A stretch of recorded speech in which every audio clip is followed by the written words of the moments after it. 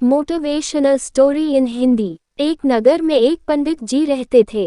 पंडित जी का स्वभाव बहुत ही सरल था और उनको किसी भी चीज का लालच नहीं था।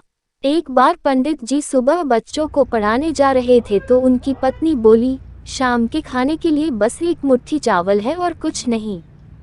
पंडित जी बिना कुछ बोले ही निकल दिए। पंडित जी जब शाम को घर वापस आए तो उनकी पत्नी ने उनको खाना खाने को दिया।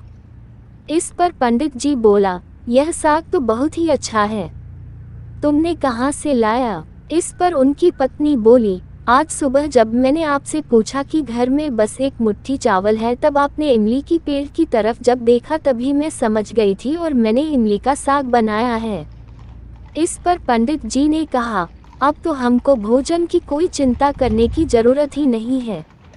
पंडित जी जिस नगर में रहते थे, जब उस नगर के राजा को पंडित जी के गरीबी के बारे में पता चला तो राजा ने पंडित जी को अपने महल के पास आकर रहने का प्रस्ताव दिया, लेकिन पंडित जी ने मना कर दिया।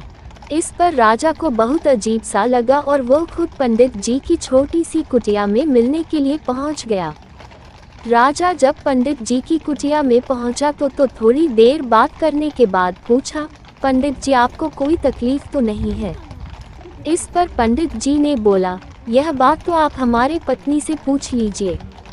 फिर यही बात राजा ने उसकी पत्नी से पूछा तो पंडित जी की पत्नी ने बोला, नहीं अभी तो मेरे कपड़े फटे भी नहीं है और मटका भी नहीं टूटा और इमली का पेड़ भी है, इसलिए अभी हम लोगों को कोई भी परेशानी नहीं है। हम दोनों लोग बहुत ही कम चीज़ों में ही बहुत खुश रहते हैं। यह बात सुनकर राजा बहुत ही खुश हुआ और उन दोनों को प्रणाम करके अपने राज्य वापस चला गया। इस कहानी से हमें यही सीख मिलती है कि जीवन में खुश रहना सीखो। जरूरी नहीं है कि आपके पास राजमहल हो तभी आप खुश रह सकते हो। अगर आपको यह कहानी पंडित जी की महानता मोटिवेशनल स्टोरी इन हिंदी कैसी लगी नीचे कमेंट करके जरूर बताएं और अगर अच्छा लगे तो शेयर भी जरूर करिए।